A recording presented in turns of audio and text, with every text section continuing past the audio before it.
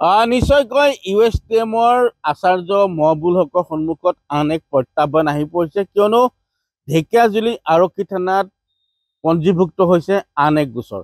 গোসাইগাঁৱৰ পিছত দেখা পোৱা গৈছে মুকছেদ আলম নামৰ এজন ব্যক্তিয়ে ঢেকীয়াজুলি আৰক্ষী থানা তৰা এজাহাৰৰ ভিত্তিত ঢেকীয়াজুলি আৰক্ষীয়ে ভাৰতীয় ন্যায় সংহিতা আইনৰ অধীনত 318(4), 316(5) আৰু 336(3) লগতে আনলফুল এক্ট প্ৰিভেনশ্যনৰ অধীনত 11(1)ৰ অধীনত 55/2025 নম্বৰ গোচৰ মৰ্মে USTMৰ আচাৰ্য মহবুল হকৰ বিৰুদ্ধে গোচৰ পঞ্জীয়ন কৰিছে। আৰু বিষয়টো লক্ষণীয়ভাৱে দেখা পোৱা গৈছে ঢেকীয়াজুলি আৰক্ষী তথা শোণিতপুৰ আৰক্ষীয়ে বিশেষ তৎপৰতাৰে গ্ৰহণ কৰিছে। আৰু খন্তেক সময় পূৰ্বলৈকে ঢেকীয়াজুলি আৰক্ষী থানাৰ প্ৰভাৰী বিষয়া দীপক দাসসহ এটা আৰক্ষীৰ তদন্তকাৰী দল এই তেজপুৰ আদালতত উপস্থিত হৈছিল। আৰু ঠিক এই বাতৰি পৰিৱেশন কৰাৰ ঠিক প্ৰাক মুহূৰ্তত দেখা পোৱা গৈছে আৰক্ষী দলটো মুখ্য ন্যায়িক দণ্ডাধীশৰ বাসভৱনত উপস্থিত হৈছে। আৰু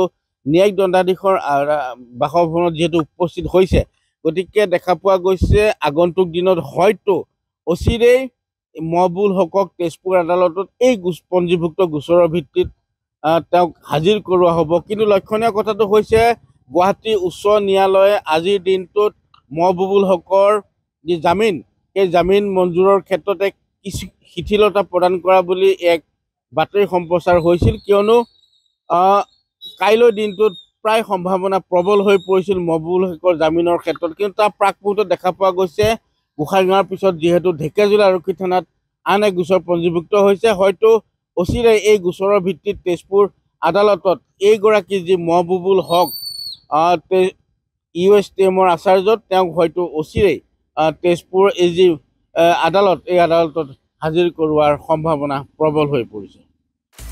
আপুনি বিচৰা বাতৰি পাব কেৱল নিউজ 18 এপত। নিউজ 18 এপ ডাউনলোড কৰিবলৈ স্কেন কৰক এই QR কোড।